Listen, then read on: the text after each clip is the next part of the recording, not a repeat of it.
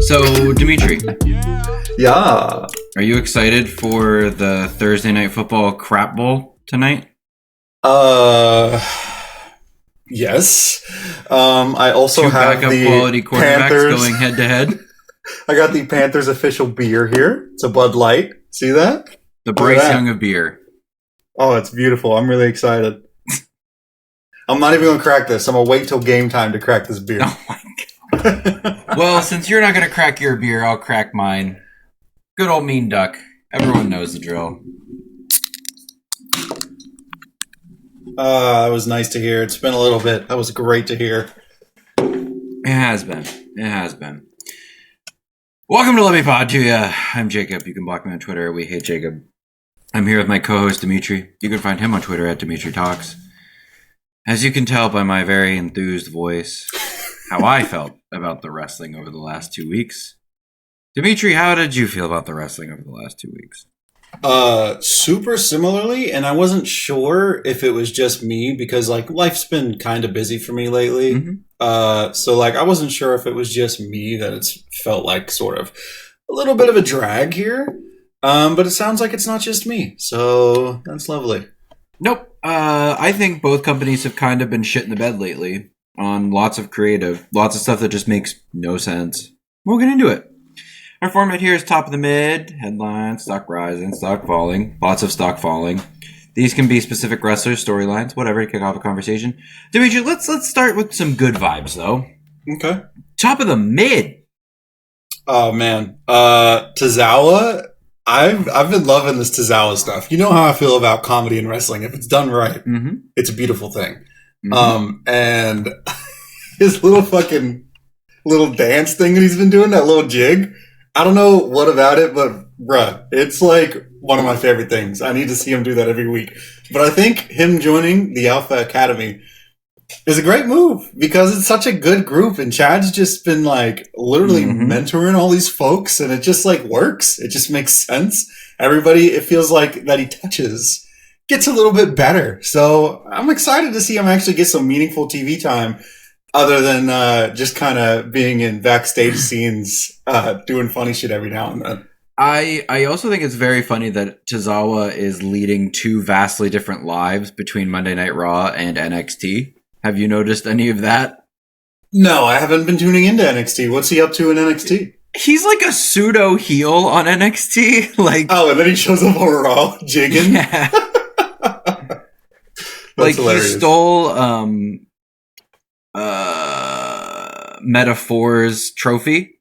Yeah. That group, they have that trophy. You know what I'm talking about? Nope. Okay, they have a trophy. I don't know what it is. But he stole it and was not wanting to give it back. And when you see him wrestle on NXT, you're like, damn, this boy's got it. And I say boy jokingly because it's really great that Chad Gable is picking up another young up-and-comer for the group. You know, Tozawa at his young, supple age of 38. Is he really 38? He's 38. Bruh, Asian don't raisin. That's crazy. That is nuts. That man is 38. That's crazy. Yeah. That's exactly how I feel about Asuka when I learned that she was 40. I'm like, holy shit. You're like, only 40, damn. Yeah, Asian don't raisin. I really don't. Do you want to talk about another Asian that's not raisin-ing? Asian that's not raisin-ing? Yeah. I'll talk about another Asian that's not raisin-ing. I actually Googled how... I actually Googled how old this person was because I was like, I need to know how old every Asian person is now because they could be 60 when they look 20. I'm sorry. Y'all always look so crazy young. Good thing my wife is Asian. Anyways,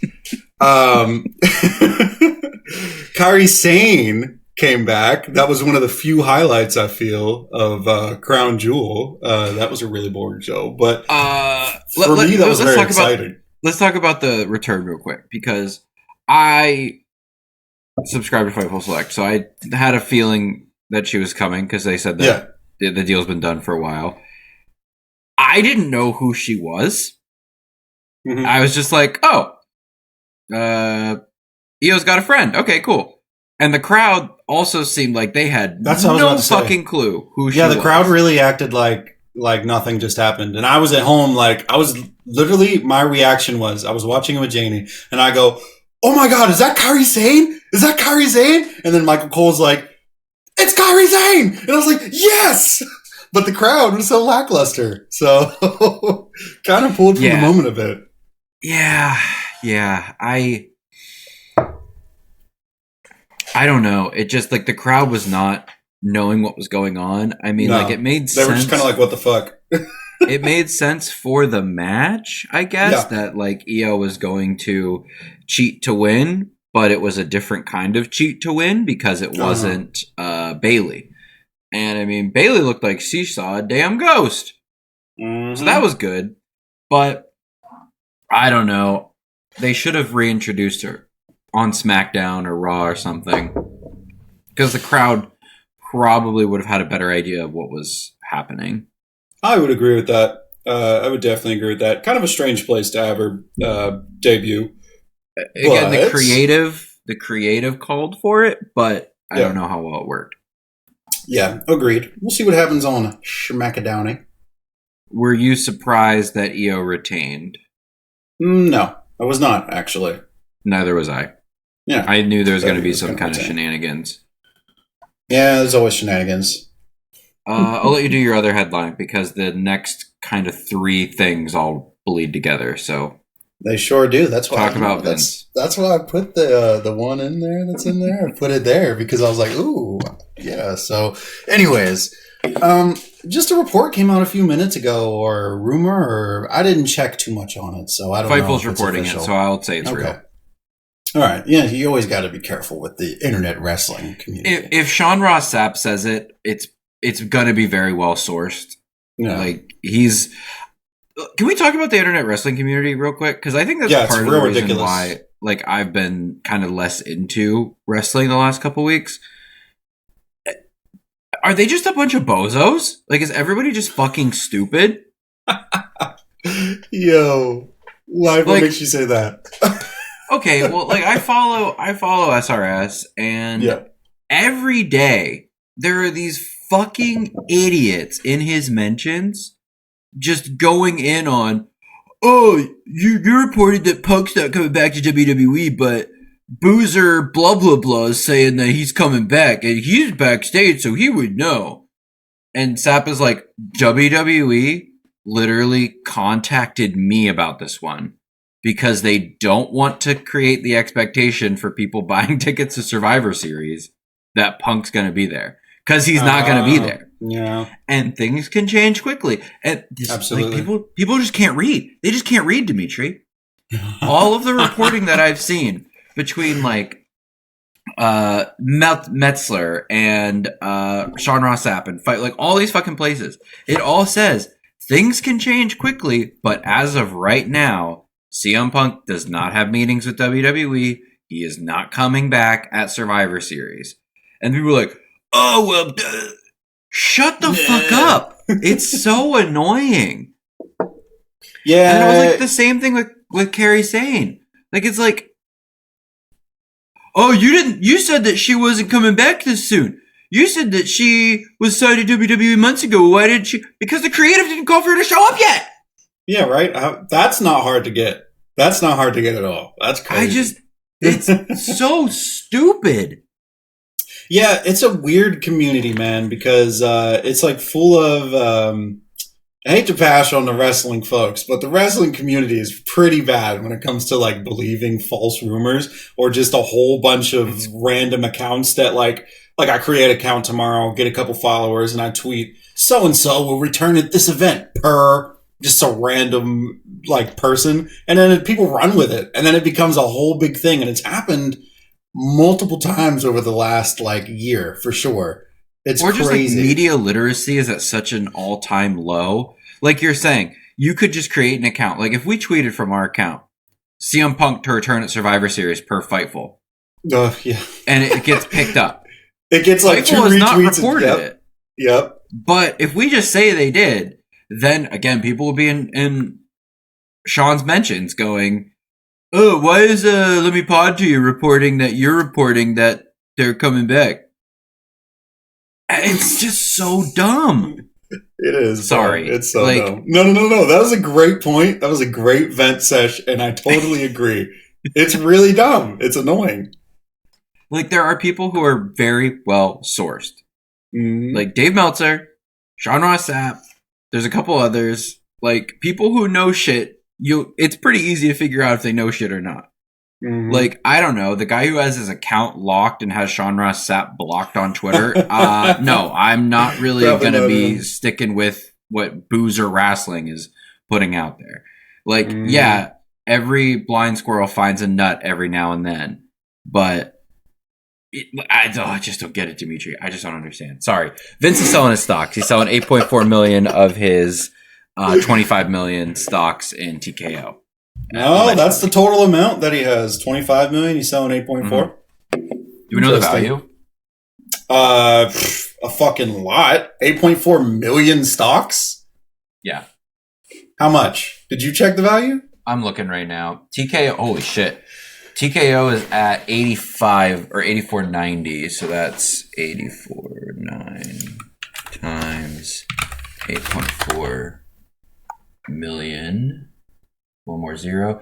That is $713 million. Damn. He's cashing out. Well, that's not enough yet to buy AEW. It's listed at $2 billion, so he's not buying AEW. Not that Tony's he would, not selling that. Tony Khan got more money than Vince probably, anyways. Yeah. Yeah, he's not selling that. No, hell no. Hell no. But yeah, you can actually see the close projections dipping the stock by about $5 because of the big sale. So this is not stock advice. I'm not your financial advisor, but when that stock price goes down, it's not a bad idea to buy some because it will go back up. That is what happens with stonks. You know, as I've learned through my one economics class I took in college, line go up good. So that was genius. Thank you for that. I don't even need to take class now. That's crazy. You're all good. You got macroeconomics. Appreciate that. Line go up good. All right. Let's talk about the greatest of all time. He's not my greatest of all time. Who's your wait, hold on. Before we start that then, who the fuck is your greatest of all time? The reigning, defending WWE Universal Champion, Roman Reigns. If you're listening to audio right now, just know that my face is in my hand. I'm disgusted. Nah, I get it. No, it's probably John Cena. I mean, I think he's probably the most well-known wrestler of all time. Yeah. It's funny, as soon as I was starting to say some blasphemy, your dog started going crazy. They're pissed, man. They know what's up. I raised them right. We're going to go. The headline is Goodbye, John Cena. John's been posting on his Instagram, you know, Looney Tunes, that's all, folks, the end. He's been, he said that, you know, when the SAG-AFTRA strike ends, that he's going to be hanging up the boots again. And it seems like this is going to be the end. At Crown Jewel, he got spiked by a Samoan 11 times. That is not hyperbole. He got spiked 11 times. And he kind of stuck around after everything ended and gave the teary-eyed goodbye to the Saudi crowd. Who knows? Maybe John Cena will come back for another little run or a WrestleMania match. Maybe he'll do something again, but it seems as though he's turning the corner to just sticking with acting and getting out of the squared circle. My heart, man. My heart. My goat. It's it's sad to see we're coming across the end. I don't think it's like the end, and he'll be back. Over is never really over in wrestling. We all know that. But look at Ric Flair. The prime example. I can't believe Ric Flair is in AEW. But anyways. I saw his debut. Yeah, that was fucking nuts. That blew my mind. Actually, that's the thing that blew my mind the most. When watching the episode you watched, I was like, I can't believe Jacob really just saw Ric Flair in 2023. Like, what the fuck? I have this great picture of this guy across the aisle that when Ric Flair's music hit, he's just like... That was my reaction too, bro. But yeah, funny. Man. It's sad to see John go. It was cool to see this match be against wow, why am I blanking on his name? Solo Sikoa. How could I forget that? It was cool to see him have that match against Solo because John Cena's had many matches against his uncle, I think, Umaga. That would be his uncle, right? Yeah. And those were memorable for me when I was little. Umaga was scary as fuck. And when he hit that fucking that thumb in that boy's throat, I thought he was killing people. All right, so that was a scary thing. So it's cool to see it come kind of full circle, and see Solo come out and jab his thumb into more people's throats. Just to confirm, yes, Solo's uncle is Umaga. His dad is Solufa, which is Rikishi. Yes. All right. Look at me. Look at me, young goat. But yeah, no, it was cool. It was cool to see. Go ahead. What did you think of this Cena run this last 2 months, 3 months, whatever it was? We're bad at time on this podcast. Yeah, we are very bad at time, but it's been okay. For me, like nostalgia purposes, it did what it had to do. I was happy to see him in the ring. Every time his music hits, there's like a nostalgia hit for me. Like his music is legendary. Like just hearing that theme song hit just does something to me. It makes my soul smile. So just off rip, like literally just having him there, it didn't matter like what creatively is going on. Just having John Cena in a wrestling ring for me is exciting. So I would say creatively it was okay. Like a solid 7. I wish they had given him a win. Yeah, and that's the big thing for me. That is where my stocks rising comes in. So I'm going to bleed into that really quick because I want to talk about that since we're on it. Yeah. I am very happy that John Cena is not Goldberg, and I say that because Goldberg, his old ass came back and was like refusing to lose, wanted the belt.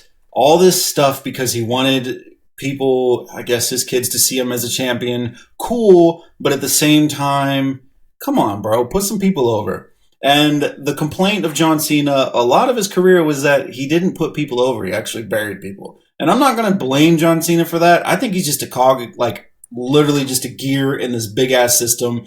And if Vince wanted John to win, John wasn't going to argue against Vince and be like, no, I'm going to lose to these people. John is a company guy. Let's pause there, too. I mean, John Cena literally is the spawn of WWE. Like, does John Cena have a mother and a father? No. He was grown in a test tube in Stamford, Connecticut. Yep. Like, John Cena is, if Vince McMahon drew on a piece of paper what a face of his company would be, it's John Cena. That's what Vince McMahon would draw. That's actually so facts. Like the body, like relating to the kiddos with the rap music and also being a good role model, all that. But also just across the board of just the demographics that John Cena would win in. The whites, the olds, the kids, the whites, the olds, the kids. Hey, he even brought the black people in, man. That's where I was going. I didn't know how appropriate it would be for me to say the blacks. On I got you, bro. But yeah, all right, I have permission. Yeah. So it's just like I think John Cena, like literally, if Vince McMahon could grow a superstar to be his face of the company, he would have made John Cena, and he did. He made John Cena what he was. He's what, a 29-time champion? Something like that? Yeesh. Like, it's high 20s, I know. I mean, and I know a lot of that was he was the United States champion for a long ass time. He did an open challenge like every fucking week. So like he was a workhorse for the company. So yeah, John Cena's gonna do whatever is best. And there was some reporting that came out during this return too that John Cena said, whatever the company needs me to do, put somebody over, put somebody under. Company guy. Whatever they want me to do, I'm going to do. Because he loves the business. He loves wrestling. Yeah. So I would like to see him win too, but I'm not like upset at the outcome. Make Solo look really strong. Yeah, but that's what I mean. Like at the pay-per-view, I think putting Solo over is the best thing that they could do there. Yeah. But they couldn't have given him, you know, the John Cena Open Challenge on a Friday night SmackDown and had him beat Jimmy. That would have been dope. Yeah. You know, one time, just a one singles match where he beats Jimmy. I mean, they're not trying to do anything with Jimmy Uso right now other than like he's kind of the comedic relief of the Bloodline. Yep. So he came back, had a feud with the Bloodline. He could have had a win somewhere. So that's it. That's all I'm kind of thinking there. But fair. Let's circle back to the rest of the Bloodline Cinematic Universe. Roman Reigns retains his undisputed WWE Universal Championship over Los Angeles Knight. I'm gonna be honest with you, Demetri. Yeah. I remember nothing from this match. Do you remember anything from this match? Wow, we are on the same wavelength because I was hoping you remembered so you could tell me because I do not remember. That's hilarious. I don't remember much from the pay-per-view because it kind of sucked. Like, it was extraordinarily mid. It was very forgettable. Like, if it made Fastlane look okay. Yeah, it's facts. And I was kind of surprised too because, like, usually Crown Jewel, like, I know it has that joke of, oh, it's a glorified house show, but at the same time, the last like 2 or 3 Saudi shows have actually been like low-key bangers. So I don't really understand. I'm scrolling a Bleacher Report article to try to find anything that happened in this. Okay. What happened? Something must have happened. I'll just read this. This will be our main event recap. The crowd was heavily in favor of the megastar and chanted his name as the two men stood in the ring for the official introductions. The tribal chief got the upper hand early. Actually, you know what? Quick Stock Rising. Didn't put it in here. Byron Saxton ring announcing. Holy shit. W. Yeah, no, I'm with you, bro. It sounded good. It sounded really good. Yeah, I really liked it. It was different. Get this man out of backstage. Mike Rome, you're fired. Byron Saxton, oh my god. He had that it sounded like, really like cool. Yeah, cool, that little bit of like raspiness underneath it. Yeah. Like, I loved it. That was me too. That was the most I have liked Byron Saxton since I've been watching wrestling. Like, I think he's cool. Like, I don't mind him, really. I don't really like what they do with the character of Byron Saxton, which is just kind of pile on him, whether he's backstage or at the desk. Like, he's a good worker. Like, he does what he needs to do. But his ring announcing, oh my god. I was like, this should be this man's full-time job. Like, we love Samantha Irvin on this podcast. She's been a stock rising. But, like, if Byron Saxton was the voice of WWE Premium Live Events, I would have no complaints. Oh, absolutely not. I think just having the combo of Samantha Irvin and him would be absolutely incredible. Like, what a nice contrast there. It felt both very good, too. I don't know. It just, his voice made the matches feel important. Like, again, no shade to Mike Rome. Like, I can't ring announce. Like, I cannot throw my voice the way that man does. Facts. But Byron Saxton, it just wasn't that like traditional ring announcer where it's like, let's get ready to rumble. Like, that's what Mike Rome is to me. Byron really just, he took it to another level for me. I really enjoyed it. He reminded me of the old ring announcer for WWE, Howard Finkel. He had a kind of sort of thing about his voice too. Yep. And it reminded me of that a little bit. I'm not saying it's exactly like that, but it definitely reminded me of that. Okay, so everything was like pretty much the regular Tribal Chief title match story where, you know, Roman's in control, slowing the match down, talking to Paul, talking shit to the crowd, talking shit while he has him in a hold.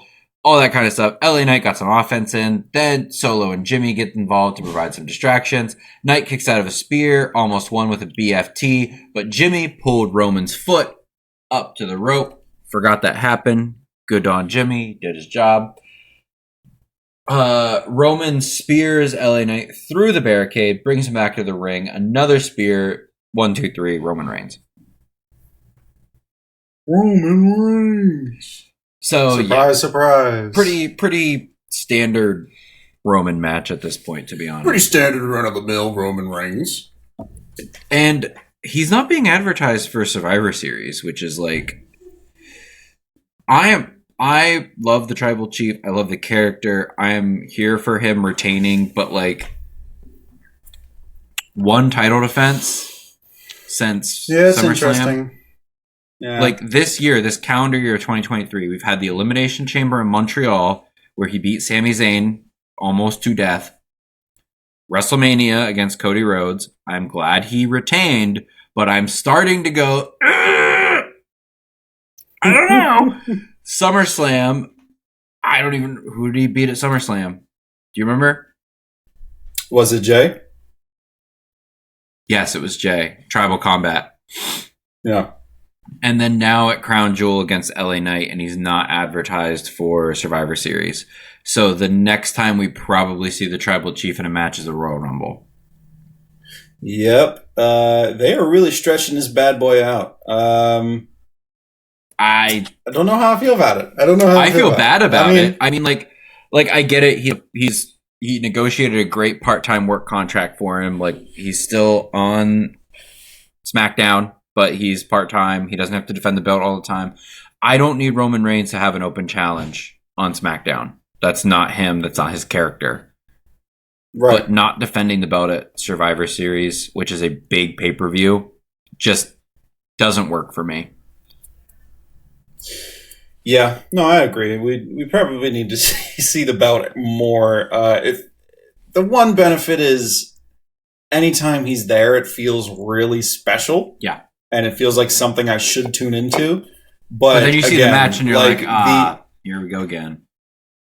Yeah, exactly. It was like the same thing, and I was like, yeah, we couldn't have kicked anything else up. And as soon as I saw he was facing LA Knight, I mean, I love LA Knight, but no part of me was like, LA Knight's gonna beat him at Crown Jewel and just like end the streak right here. No part of me was like that would happen. All right, let's go to the next part.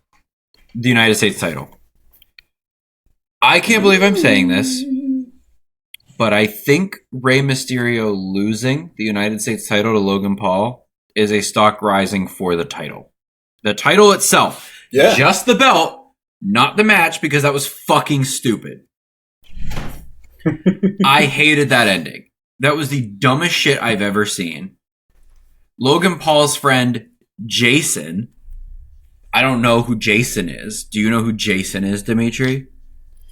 No, and actually I was going to say this. I was actually like, I walked out the room, so I didn't get to see the end of this match, so I have no idea what happened. The dumbest shit of all time fucking happened. I remember this because Iad was here for Crown Jewel. He was hanging out. And we were like, what the fuck? So Jason, Logan Paul's friend, part of his entourage, the Logan Paul squad, he jumps the barricade and he's like sneaking around the ring, and then the camera gets up close and he's got the brass knuckles, which like, oh boy. Isn't the whole point of Logan Paul that he has titanium plates in his hand, so it's like he lands that punch and it's over? Just one punch. Right? Isn't that the whole point of him? But let's give him some brass knuckles. Built that up before. So Jason is trying to get those to Logan, but Santos Escobar, he comes out of the crowd on the other side and he's like, no, S.A., I'm going to need those brass knuckles. So he kicks Jason, steals the brass knuckles, but then there's something else that happens and he needs to chase Jason away. But instead of keeping the brass knuckles in his hand that he took from Jason, he puts them on the ring apron right in front of Logan Paul and then runs away. to chase Jason off. So Santos Escobar, in his infinite wisdom, decided that Jason, someone we've never seen before, a just random white fella named Jason, is more really keying in on this. This guy named more of a Jason. threat to Rey Mysterio than brass knuckles in the hands of Logan Paul. Yeah, that's a great point. So Logan goes, "Oh shit, my brass knuckles are right there." So he goes to pick them up. Rey Mysterio kicks him in the back, hooks him up on the rope for the 619. Logan grabs his brass knuckles. He takes the 619. He doesn't defend it. He just eats a 619. But does nothing, apparently. And then he punches Rey Mysterio in the face with the brass knuckles, tucks him into his trunks. 1, 2, 3, Logan Paul, new champ. Wow, it was Isn't that so stupid? Yeah, that reeks of like overbooking, bad, right? Creative. Yeah, like you really overthought that. One major props that I will give to Logan Paul though is he saved Rey Mysterio from probably a pretty bad injury during that match. Oh, I Rey did was see that. doing. Yeah. He jumped up onto the middle rope and was doing like a flip off of it, and Logan was further away than I think Rey thought. Rey Mysterio was coming straight down on his head. Logan Paul basically dives and catches Rey Mysterio out of the air and saves his ass.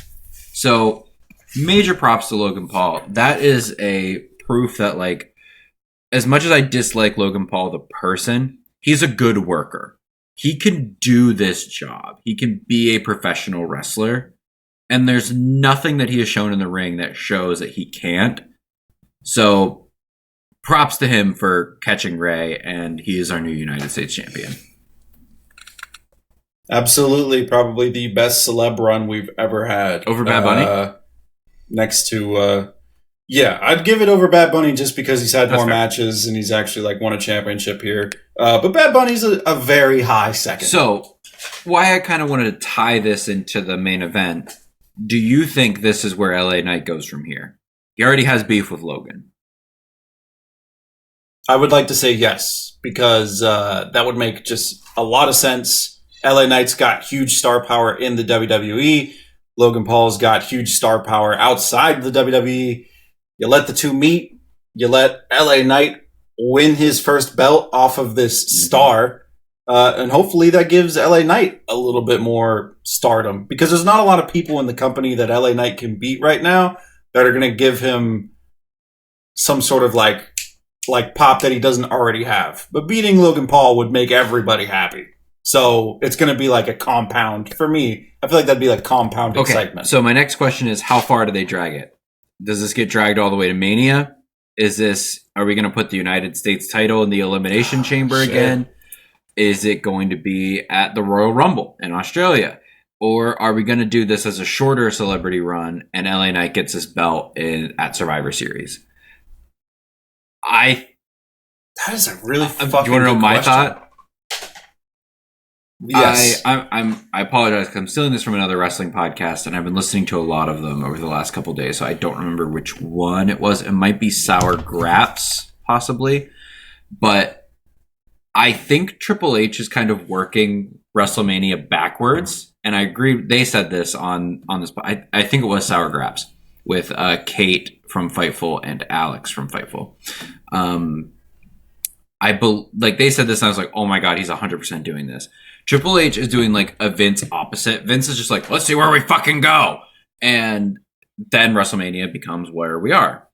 But Triple H, he goes, all right, what do I want for WrestleMania next year? How do I get there?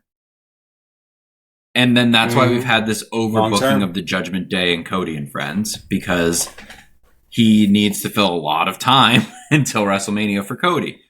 And Cody and Brock Lesnar all the way through SummerSlam, like all of this stuff. So I'm wondering if Triple H is like, okay, I want LA Knight's payoff on this push to be the United States title at WrestleMania over a star, Logan Paul, maybe. And now he's like, okay, this is the time for Logan Paul. And I can occupy Logan Paul with the rest of the LWO. Rey Mysterio rematch at Survivor Series, a Santos Escobar match at the Royal Rumble. LA Knight wins the Royal Rumble, but uses it to use it on the United States title or something fucking stupid. You know, like, I could see, like, all of this dumb shit happening because he's working backwards from Mania, and they stretch this LA Knight Logan Paul to Mania thing. Unfortunately. I appreciate the working backwards that seems to be done most times. Sometimes, things do get dragged out, but I appreciate that everything's not just like, hey, random shit's happening. True. Hey, let's forget about, hey, by the way, remember that thing that happened last week? Forget about it. Don't worry about it. I hate that. Well, TBD, pod 2 years.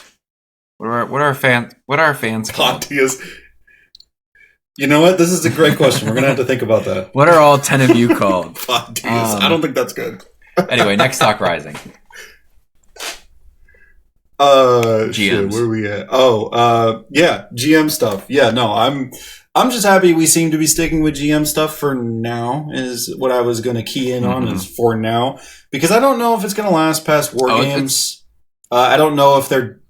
You think it's going to last past War Games? Nick Aldis and paid him the money that they probably would have had to pay him, former TNA champion, to be a just on-screen authority figure, to scrap it fairly soon. I think it's going to go for a while. Then I'm fucking excited, because you know me and I love this shit. I love that on Raw, Adam Pearce, what's his face, is out there making calls. The official Adam Pearce is out there making calls. He's out there like, there was a little moment on Raw when he was like hyping up the stuff that was going on Raw, like kind of discussing the matches they had coming up, kind of like selling it to you, showing you why like Raw is like the place to be. And like little shit like that like makes it seem like it's his job to run the show. And like, he's not just kind of floating around being some sort of like guy just with rules that are just randomly handed out. It just feels much more structured. And I really, really, really, really fucking enjoy the way this is going. And then at the end of the show, obviously, we got the big old announcement of War Games. We'll get to that. But I love where this is at. I love where it's going. I love GMs. I think it just makes the roster. And Nick Aldis is a great hire for this. Like, maybe it could be that he was getting to the point, where he's like, I can probably still work in ring. I can take a bump if I need to. Because, bumping a GM, that's crazy, bro. So, like, he could take a bump if he needs to. But, like, he can talk. That's the biggest thing that you need out of a general manager. Yeah. And he adjusts, like, his flow depending on who he's talking to. Like, there was a whole thing with Chelsea Green the other week on SmackDown where he was like, "Ooh, yes, I know." And he like basically like mocked her character on screen and like put her in a match she didn't want to be in. I was like, that's good stuff. Like, yeah, Chelsea is so annoying to the general manager. Of course, he'd be like, if you keep bothering me, I'm going to give you shit you don't want to do. So, yeah, I'm with it too. It's been very entertaining. And let's just roll into War Games. Adam Pearce's call at the end of Raw. By the way, that Raw main event was really good. I know that it did not really make a ton of sense of why Seth would give Sammy a title shot out of nothing. Yes. It was very random. The match smacked. The match was great. That was like 30 minutes. So much time. And it was a banger. Like, the storytelling just in the match too, where Sammy, like, the one time he like could have done something to Seth's back and it said he just like smacked his back one time and then backed off. Like, just the respect that they showed between those two guys there for building this further. I'm like, this is really good. And then Pierce comes out and he's like, you want to play games? You want to play games? Well, fine. November 26th in Chicago. You're playing War Games. Damn, Jacob, that was really good. I just like the intensity that he brought there too, because he tries to cut like a pretty calm, cool, really collected figure backstage. So like the intensity that he brought out for it, I was like, that's what we needed. That is exactly what we wanted. That is exactly what we needed. So how do you feel about War Games being Cody and Friends versus Judgment Day? Fucking happy, because maybe it can finally be the blow off that we need for it to stop happening over and over. And guess what? Guess what's on Monday night this next week? Cody Rhodes and Jey Uso for the undisputed tag team championships. Fuck off. Fuck off with that. I'm so fucking sick of it. I'm tired of it. We have the thing fucking scheduled. You know what they're gonna fucking do? They're gonna do like an 8-man tornado tag match that's in a regular ring when they're gonna have these guys beat the shit out of each other the following week. Like, fucking stop, Triple H. I'm done. I'm tired of it. I have seen it too many times. I've seen it too much. Leave me alone. This whole Triple episode H. is one big stop falling for creative. Oh my, yeah, like. Hey, yo, I'm Tozawa dancing, man. I'm feeling good. It's all right. Just Tozawa dance. Make yourself feel better. Am I wrong, though, that I thought last year there were 5 people? Like, it was 5 on each team in War Games? Or am I tripping? My memory is terrible, and I am the wrong one to ask. It was 5. I cannot because remember it was Roman, both Usos, Solo, and Sami Zayn versus Sheamus, Drew Mac, Brawling Brutes, both of them, and Kevin Owens, because that is where Sami Zayn drew his line in the sand that he's with the Bloodline. So it was 5. I remember that. But how did you remember? Did you did you Google all that? Up here. What's wrong? Love wrestling, baby. This brain's just all wrestling. Yeah, so that's 4 on 4, because we've got Cody, Seth, Sammy, and Jey Uso. Mm-hmm. Damian Priest, Finn Balor, Big Head Boy, JD McDonough, and Dominic Mysterio. First of all, I can't believe that Dominic's going to be in fucking War Games. He's going to be in a hardcore match. I'm excited, bro. That's my guy, man. Let's go. It's going to be a badass. That's what he's going to do. I'm just like, okay, what? Are they going to just do it 4v4 this time because that's what they built? Or are we going to, like, each person's going to bring somebody else in? Because, like, I don't know. Good question. They could easily just do Cody and Friends just calls Kevin Owens and Kevin comes back. And I don't know, maybe Roman sends Solo to... or Jimmy or something. I don't know. Who knows? They're going to do something dumb, though. There are options. Yeah. Okay. We've already been stockfalling Crown Jewel, but should we keep stockfalling Crown Jewel? Yeah. Just mentioning it again, just for the people out there in the back. Stockfalling Crown Jewel. Things that we haven't talked about yet. Oh, what do you know? It's a Cody and Friends match versus Judgment Day. Cody Rhodes and Damian Priest. Oh my god. Who could have seen that coming on a premium live event? Wow. This is another one. Demetri, do you remember anything about this match?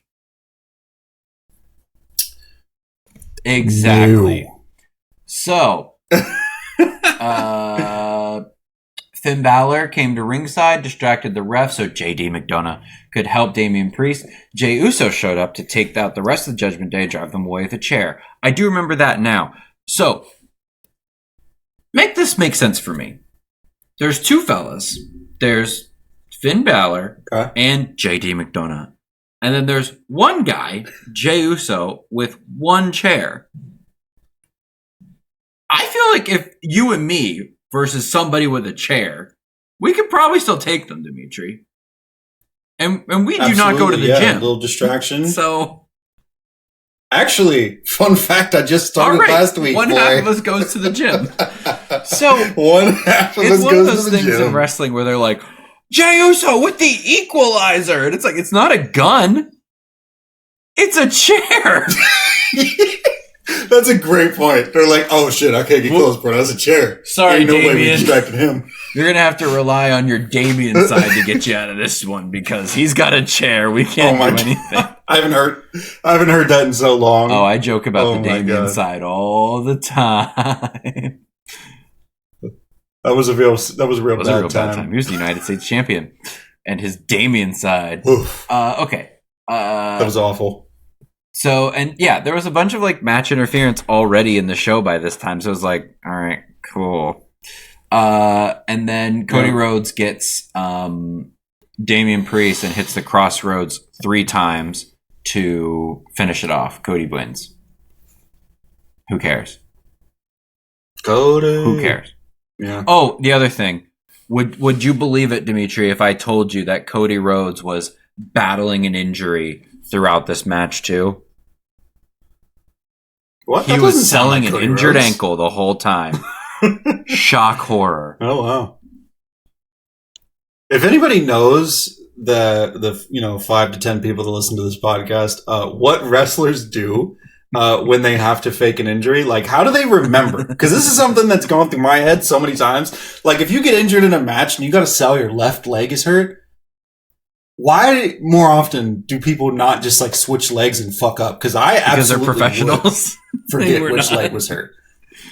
Somebody has had to forget at some point. There's got to be a technique. There was definitely one time on an AEW episode where like someone got their like leg smashed with a pipe or something, and like out of nowhere they just started limping on the wrong leg, and I was like, yo, I would absolutely do that. That's something that's always gone through my mind. I'm like, are these coaches telling them like a certain way to like remember which leg is hurt, or is it just straight up off of like, I must remember that it's my left? Because like, if it's just off that, ain't no way I would remember. So the next stock falling that we'll talk about from this pay-per-view is the end of Seth Rollins and Drew McIntyre. Because I actually thought that match was pretty good. They beat the hell out of each other. I thought they both sold well for each other. Classic. Seth's pedigrees, I don't know if it's just because they keep coming later and later in matches. They've been really sloppy lately. Or maybe he's not allowed to like really throw people down on their face. Like if he was in AEW, like he'd be killing people. Like, but I don't know. A couple times I see the pedigree and I'm like, that doesn't look very like I could get up from that. You just picked him up and kind of dropped him. But it was a war, an absolute war between Seth and Drew. So then Damian starts to come down the ramp with a ref. He's going to cash in. I'm like, this makes sense. This is good booking. He should have done it at Fastlane after a last man standing match. Seth looks like he can't even get up. The camera goes to Seth when the Judgment Day music hits and he literally goes, fuck. So, but what do you know? We're going to extend this even further. And Sami Zayn comes out of the crowd in a hoodie and steals the briefcase and just runs away. We all know he has the contract. Does he need the briefcase to do this? Like, technically, yes. According to WWE, so stupid. Gotta have the briefcase. This is bad booking. That was really stupid. It's like, when is he going to do it?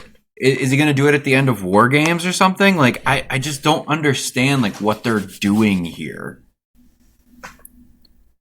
This is one I'm not too mad about because they'd be pushing this off. They always push this off. EO pushed hers off a while. All right, fine. If you're fine with this, fine. But if you're going to do something fucking stupid, commit to the bit. Sami steals the briefcase, gets it all the way back to Wilkes-Barre, Pennsylvania for Monday Night Raw. And guess what he doesn't do? He doesn't have the briefcase when he comes out in the opening segment. Did he just like on the plane back be like, hey man, sorry I stole your briefcase. Here you go. They gave us an explanation actually. They gave us an explanation. They said that I don't remember who had said it. It was Seth. When he was out there, he said he was talking to who was he talking to out there? Oh yeah, fucking Sami himself.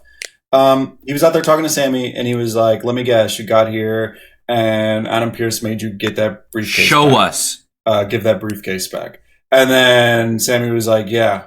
And then Seth, they like talked more, and then Seth was like, "The reason I know that is because I went there and I asked him to let us have a match tonight, and that's how that whole thing started." And he was like, "I made sure, blah blah." We talked to him, and So that's what happened. Apparently, Adam Pearce Dumb. Took the briefcase back. Show us. Like, just do like a digital thing that you put out on the WWE Twitter at like 7 o'clock, where Sammy's arriving to the arena. He's all like, yeah, I got the briefcase. Yeah, I got the briefcase. And then Adam Pearce goes, Sammy, you know I can't let you keep that briefcase.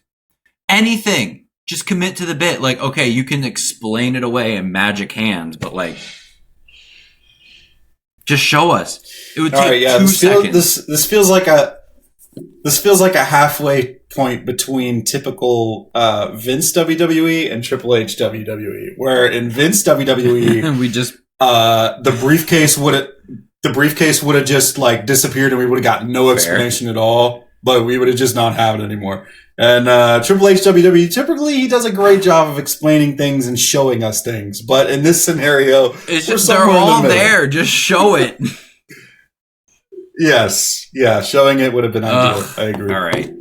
One more match that we didn't talk about was the women's 5-way for the Women's World Championship. Rhea Ripley, the champion. Nia Jax, the breaker of women. Raquel Rodriguez, Shayna Baszler, and Zoe Stark. First of all, they all have to wear those like dumb outfits because Saudi Arabia can't respect women or something.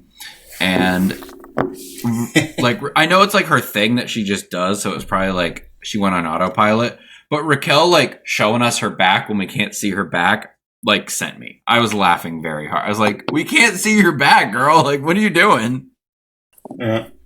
And then yeah, I think it would have been more weird if she didn't do the back thing. I would have been like, "Are you okay? Where's your back? Because I know your back is your personality." Back? Yeah. At least I know it's there. And then, like, what did you think of Rhea's whole like thing with all the dudes and the smokestacks and like it went on forever? That was at the beginning of her entrance.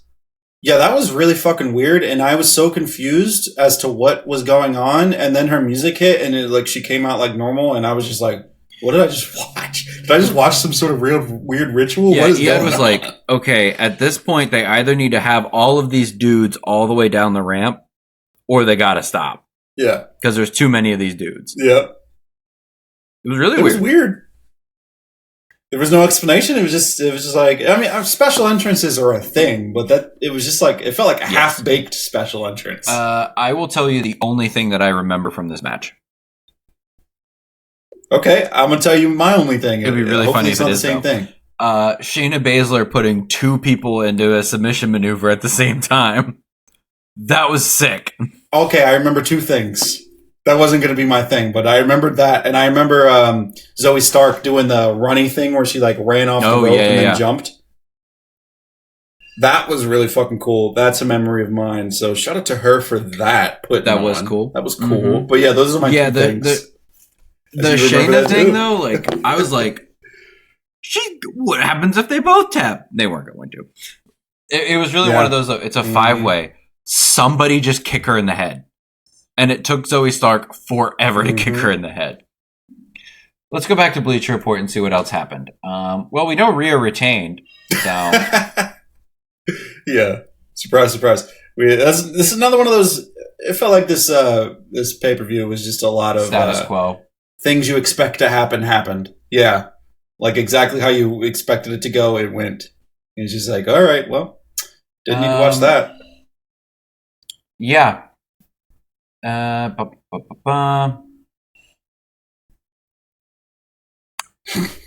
was about to retain her title by slamming Stark onto Rodriguez and Baszler with the tied from the middle rope to end a decent match with...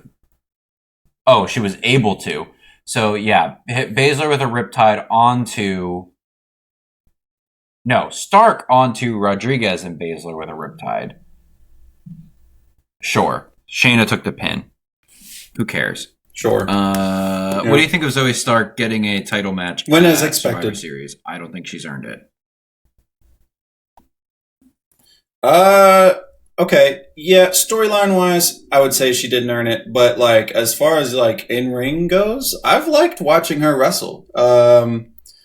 I like to see more. But yeah, as far as like giving her a title opportunity, like right now, just feels kind of that's where I'm at. She can go, but what's her character? Her character is that she's Zoe Stark, and that she's there. I guess it's fucking dumb, baby. Like, and this is a bigger complaint that I have like, across the brands right now is that like the women's divisions between like AEW and WWE, there is no personality. Like AEW this week, this was the first time in like weeks that we had a promo segment with women. I'm like, we don't get anything if they're just wrestling. We need them to talk. We need to get more story out of this. I agree with your point here, but I like Zoe Stark. She's just so nothing to me. I think like, she's just tough. Like for me, she just seems like a badass, and that's all she needs to be for me. All right. Okay. Like a hard ass. That's I know. I want a character. I get what you're saying, but like for me, it works. I want a character. Agree to disagree, Demetri. One thing we can't agree on: Crown Jewel was, and I hope Survivor Series is better. But wait, we've only got 2 weeks to build it. Mm-hmm. Who could have booked that? Anyway, anything else? Fucking Panthers getting that W tonight, brother. Let's go. We gonna whoop. What's his name? Even what's his first name? I want to say Tyler, but it's not. I was gonna say Tyler too. He looks like a Tyler. Fuck him.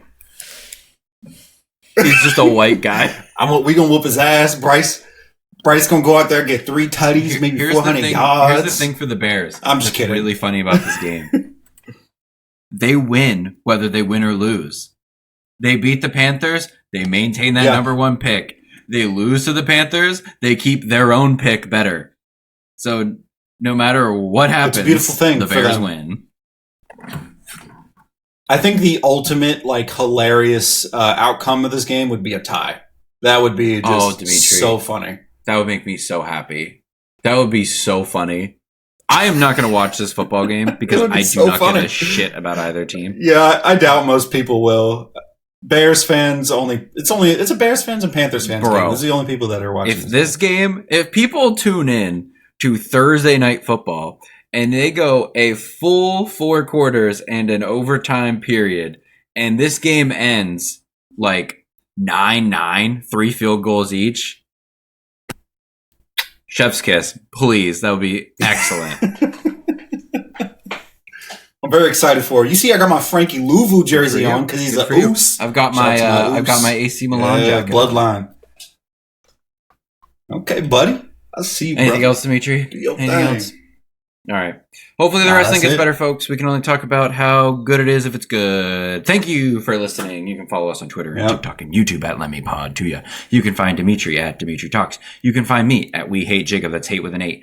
Please review us on your chosen podcast platform. We're on every major network. We're going to be eating lots of fiber this week, so we're more regular in terms of putting out podcasts. Have a great week, everybody. Goodbye.